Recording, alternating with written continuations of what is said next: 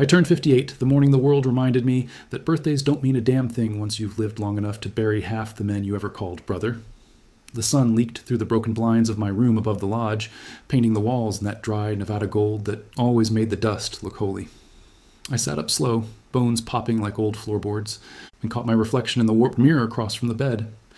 Gray creeping through the beard, a scar over my left eye from the Laughlin mess back in '03, shoulders still broad enough to carry the weight of the past. But tired. God, I looked tired.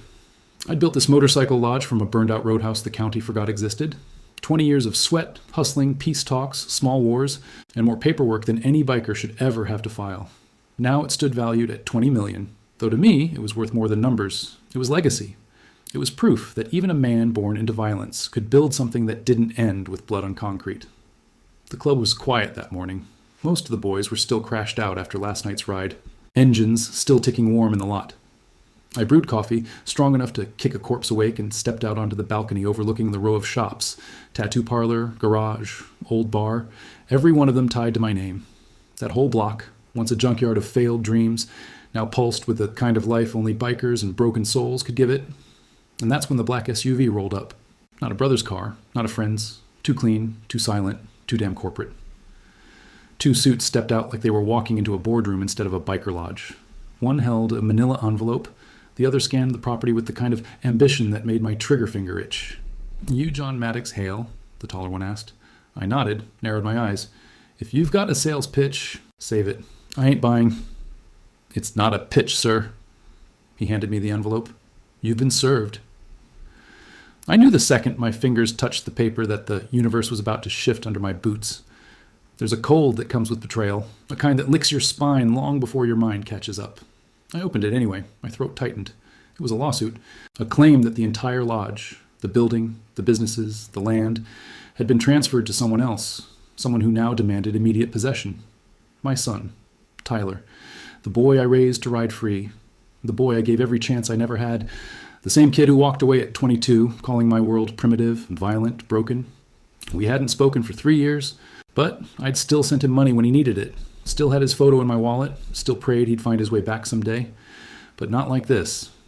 At the bottom of the packet was a copy of a transfer document, my signature, forged with the subtlety of a drunken toddler. They didn't even try to make it good. Still, it was enough to drag me into court and enough to freeze my assets. I felt something in me crack. Not loud, not dramatic, just the quiet snap of a bone you didn't realize had been weakened for years. I leaned on the railing, gripping it until the metal dug into my palms. Tyler wanted my lodge. No, someone convinced him he could take it. The suits walked back to their SUV, engines humming like a warning. I didn't say a word, didn't threaten, didn't rage, not yet. Those emotions were too soft, too early. Instead, something older rose in me, the cold, disciplined anger I hadn't felt since my patch earning days. Behind me, the screen door creaked open. Ripper, my sergeant-at-arms, stepped out shirtless, tattoos gleaming in the morning light. "What's with the delivery?" he asked, scratching his beard. "My son," I said, voice flat. "He's trying to take the lodge." Ripper whistled low. Hell of a birthday gift. I folded the papers, slid them into my vest. "Get the boys up, and call Bishop. He's still got that lawyer cousin who plays both sides of the law." "You thinking war?" Ripper asked. I stared at the SUV shrinking down the highway, carrying the first strike from a son I barely recognized. "No," I said. "Not yet. First, I'm thinking truth, then vengeance, if it comes to that." But deep down, I already knew. If someone pushed my boy into this, I was going to find them. And I was going to break the chain. I didn't blow out birthday candles that year. Didn't even finish my coffee. By the time Ripper rallied the boys, and Bishop got hold of his half-crooked cousin, the attorney we all called Ledger, the sun had climbed high enough to bake the metal on every bike in the lot. The heat felt honest on my skin, which was more than I could say for anything else happening that morning. Ledger arrived in a dusty Lexus, the kind of car that tried too hard to look legitimate. He stepped out, adjusting a tie he didn't need, sweating like a sinner in church. "Maddox," he said, shaking my hand but looking over my shoulder at the lodge, "heard you got yourself a situation." "That what we're calling attempted theft now?" I asked. He smirked nervously. "Depends how you spin it in court." He tapped the manila envelope under my arm. "Let's see the damage." We headed into my office, a cluttered place smelling of leather, road dust, and old whiskey soaked into the wooden desk. As Ledger read through the lawsuit, his eyes narrowed. mouth tightening in that way lawyers get when they see opportunity hidden under disaster. "This signature's garbage," he said. "A toddler with crayons could do better, but the filing's clean. Someone walked your son through this step by step." I leaned back in the creaking chair. "Who?" "Someone who knows real estate law and knows pressure points." Ledger pulled out another sheet. "Your son's affidavit claims you voluntarily transferred ownership to him last year." I felt the anger build, but I kept my breathing steady. "Last year I didn't even see the boy." "Oh, he's also claiming you're not mentally fit to manage the property." Ripper snorted. "You ever seen this man bend a steel bar with his bare hands? Mentally fit my ass?" Ledger kept reading. "Your son has representation. High-priced. Camden and Ellis." The name hit like a steel pipe to the gut. Camden, a banker with shiny shoes and a darker soul than any biker I'd ever ridden with. He'd been trying to buy the block from me for years, offering money that looked clean but smelled rotten.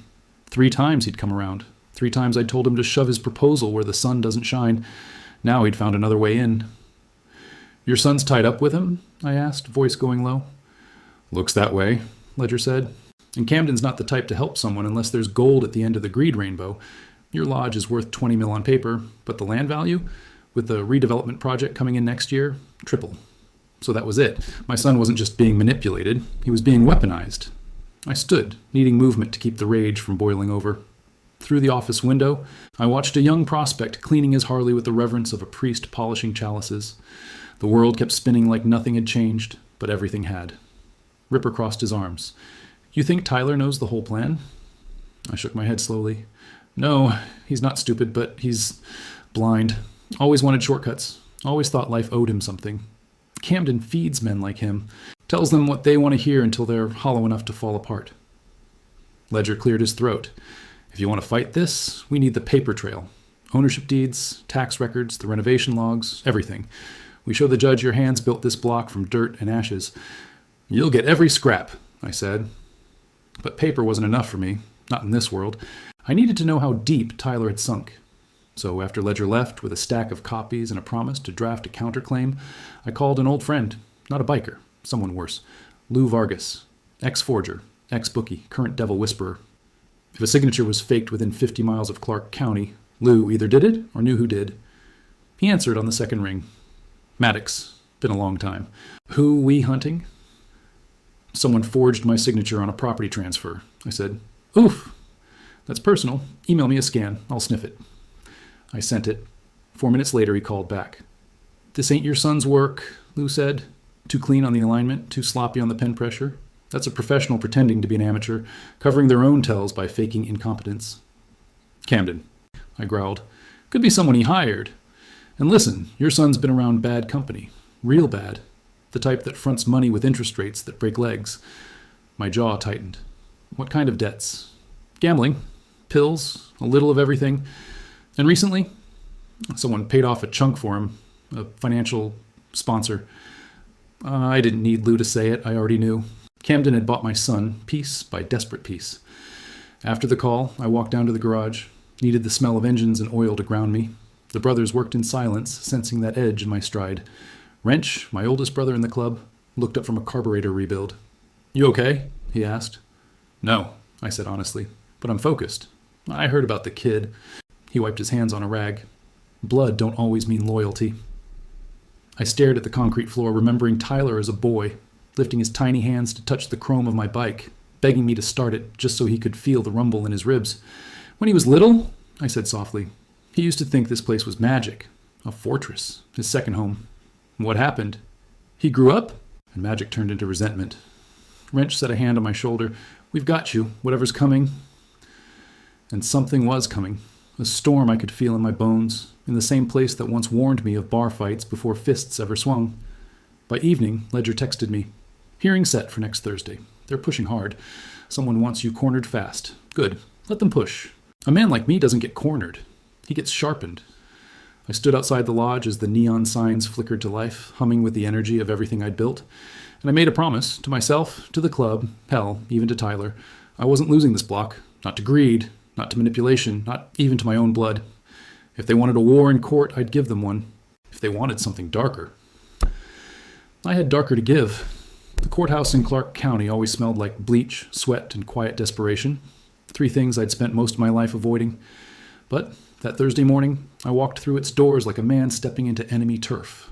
My boots echoed down the hallway, slow and heavy, carrying every mile I'd ever ridden and every scar I'd ever earned. I wasn't wearing a suit. Could have, I guess. Ledger even suggested it. "Judges like clean lines," he said. "But clean lines never saved my life. Steel nerves did. And so did honesty, ugly as it was. So I walked in wearing dark jeans, a black shirt, and my cut. My patch wasn't just leather. It was identity, legacy, a warning. Camden, on the other hand, looked like he'd been ironed that morning. Crisp blue suit, perfect hair, a smile sharp enough to peel skin. And standing next to him, my son, Tyler. His hair trimmed neat, like the corporate puppets Camden raised from seedlings. A tailored suit, new shoes, a watch I knew he didn't buy on his own. He looked clean, too clean, like someone washed all the dust and realness off him and replaced it with polished lies. When his eyes found mine, something flickered. Guilt? Shame? Anger? Hard to tell. He looked away before I could decide. Ledger muttered under his breath, "They're dressed to sell a story." "Good," I said. "I came to tell the truth." Inside the courtroom, we took opposite tables. Brothers from my club filled the back rows, silent, respectful, but unmistakably present. Their cuts were like a wall behind me, a fortress of loyalty. Camden's side had 2 assistants tapping on tablets like they were playing chess. Then the judge entered, Judge Kessler. Older woman, gray hair tight in a bun, eyes like she'd seen every trick in Nevada and wasn't impressed by a single one. "We're here to address the claim of property transfer fraud between Mr. John Hale and his son, Tyler Hale," she said. "Let's proceed." Camden moved first. Of course he did. Men like him always want the opening blow. He painted Tyler as a victim, misunderstood, mistreated, emotionally manipulated by a father too wrapped up in outlaw culture to understand responsibility. His voice was smooth, convincing, crafted for juries and deceiving investors. Then he dropped the grenade.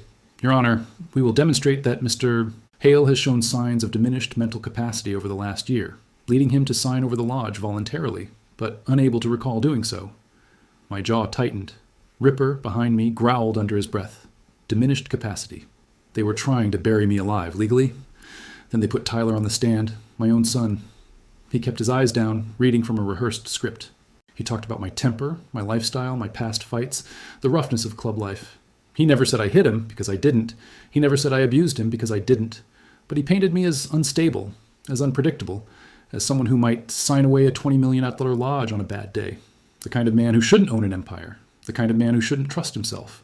And every word felt like a slow, deliberate stab. And when Camden asked, "Did your father ever tell you the lodge would someday be yours?" Tyler nodded. He said, "Someday, yes. Not when, not how, not legally. But the implication was enough to twist the narrative. Then it was our turn." Ledger stood, straightened his tie, and gave me that look. "You ready?" I nodded. When I took the stand, the courthouse went quiet. I felt every eye on me. But for a moment, I wasn't in a courtroom. I was back on the first night I rode into Nevada at 22, carrying nothing but a bike, a broken heart, and a dream to build something that couldn't be taken from me. Ledger began simple. "Mr. Hale, tell the court how you acquired the lodge."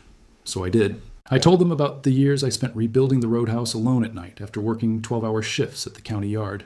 I told them about the bank that tried to foreclose on me, the rusted pipes I replaced myself, the nights I slept on the unfinished floor with nothing but a jacket for a pillow. I told them about how the club helped bring life to the block, how we made the area safe in ways the city never did. I didn't hide the rough parts, didn't sugarcoat a damn thing. I spoke like a man who lived every word. Then Ledger handed me a stack of receipts, tax forms, permit logs, purchase orders, all in my handwriting, all signed on dates that matched work done week by week for 20 years.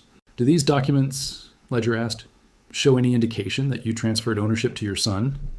"No," I said, "because I never did." Camden rose for cross-examination. I could feel the venom coming. "Mr. Hale," he said, pacing slowly, "isn't it true you've been involved in altercations throughout your life?" "Yeah," I said, "but I've never lost a property dispute." Some of the courtroom chuckled. The judge didn't, but I swear her mouth twitched. Camden pressed harder. "You expect us to believe you've never forgotten signing anything?" "I remember the things that matter, Camden. Transferring a $20 million lodge? That would stick." "And yet," Camden said smoothly, "we have a signed transfer document." "Forged?" I said, professionally. "You have proof." Ledger stood. Actually, yes. He produced a report from Lou Vargas, consultant, detailing the forgery techniques used. Camden froze, just for a second. His jaw tightened, and that was enough. Ledger leaned forward. Mr. Camden, you submitted this document to the court. Did you authenticate its origin? Camden stammered. My client, Mr. Tyler Hale, presented it as legitimate. And you didn't verify it? Camden struggled. We had reason to believe, but you did not verify. Ledger repeated, slow and lethal. The judge's eyes locked onto Camden like she was reading his soul. Then Ledger delivered the final strike. Phone logs, bank transfers. Emails showing Camden's team paid off a portion of Tyler's debts weeks before the lawsuit was filed. The courtroom erupted. Tyler looked stunned, eyes wide, like he hadn't known the full extent of the trap he'd stepped into. Camden whispered something harshly to him, but Tyler recoiled. Judge Kessler banged the gavel until silence returned. Enough, she said. This court will reconvene after brief recess. But I'll say this now. Things are not looking favorable for the plaintiff. When she left the bench, Tyler finally looked at me. Really looked. And what I saw in his eyes wasn't anger anymore. It was fear, regret, and something deeper. Realization that he'd been played. But the damage was done. The crossfire had begun. And by the end of the day, someone was going to fall. When recess ended, the courtroom felt colder, like the AC had kicked on just to freeze whatever warmth was left between me and my son. People filed back to their seats, whispering like crows circling a fresh carcass. My brothers returned to the benches behind me, their cuts silent flags of loyalty. And across the aisle, Camden looked less polished now, his tie crooked, his confidence cracked. A man who realized the chessboard he'd built was about to collapse on top of him. Tyler sat beside him, hands clasped so tight his knuckles went white. He didn't look at me. He didn't look at anyone. Just stared down at the table like it could tell him how to fix a mistake that had already grown too big to bury. Judge Kessler stepped back into the room, and the air tightened. You could hear heartbeats. You could feel tension like static in the walls. Court is back in session, she said. Before we proceed, I have reviewed the submitted evidence, including the expert analysis on the alleged forgery and the financial documents presented. She paused. Camden straightened. Ledger relaxed. I held my breath, not because I doubted my truth, but because betrayal has a way of making even justice feel fragile. I will first address the authenticity of the transfer document, Judge Kessler continued.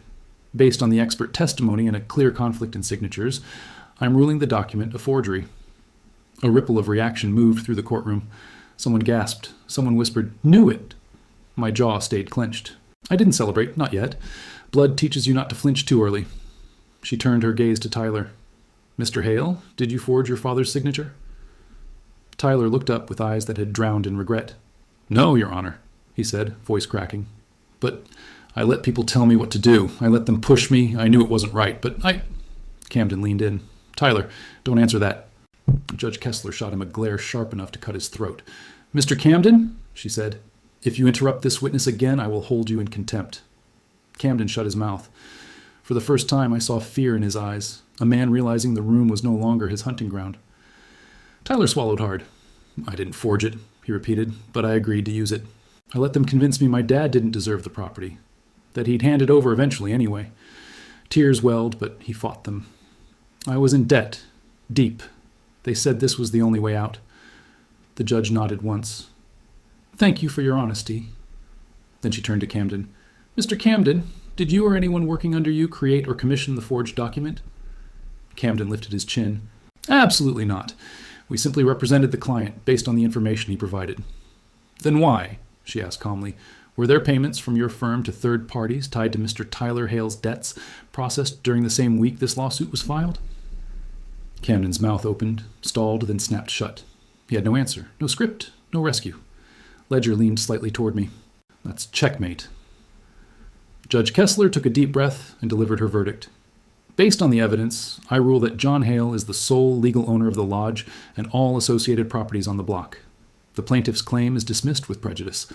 Furthermore, due to the apparent involvement of fraudulent activity, this court is referring the matter to the district attorney for a criminal investigation. The gavel struck. It echoed like a gunshot through a canyon. For a second, I didn't move. Couldn't. The weight of 20 years of blood and sweat and stubborn hope settled into my bones. I wasn't just keeping the lodge. I was keeping the legacy I'd carved out of asphalt and fire. The block was mine, not by luck, not by mercy, but because I fought for it. Behind me, the brothers let out low murmurs of approval. Not cheers, never cheers in a courtroom, but the kind of nods that said, justice served, territory secured. Wrench clapped a hand on my shoulder. Ripper exhaled a breath that sounded like he'd been holding it since sunrise. Camden? He shrank. He tried to shuffle out, hoping no one would notice. But Ledger intercepted him, smiling just enough to twist the knife. Be sure to stick around for the detectives, Ledger said. I'm sure they'll want a word. Camden didn't reply, didn't blink, just wilted. But Tyler, he stayed seated. When the room cleared and the noise faded, it was just me and him and an ocean of things unsaid. I walked toward him, boots thudding on the wooden floor.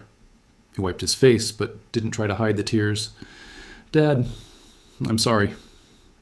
Those words hit harder than any punch I'd taken in a bar fight. I know, I said. My voice came out low, rough. But sorry doesn't glue broken trust back together. He nodded, swallowing the truth. I didn't know Camden was using me. I thought I had no way out. Ah, there's always a way out, I said. But stealing from your own blood ain't one of them. He looked up with a face that still reminded me of the kid who used to ride on my tank, hands gripping the handlebars while he giggled at the rumble.